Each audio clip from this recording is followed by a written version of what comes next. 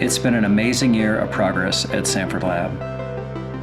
Biology, geology, physics, and engineering research continued underground, and we have new experiments installing deep underground to begin operation in 2020. Our public outreach events like Neutrino Day and Deep Talks have reached more people than ever before, and our education and outreach team has impacted thousands of educators and students throughout the region. Facility construction of the largest science experiment ever attempted on U.S. soil is well underway at SURF, and the SDSTA now has a new direct relationship with DOE's Office of Science through a cooperative agreement for Sanford Lab operations.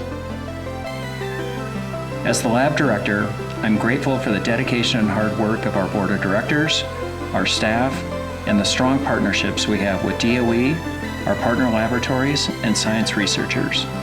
We look forward to another impressive year in 2020.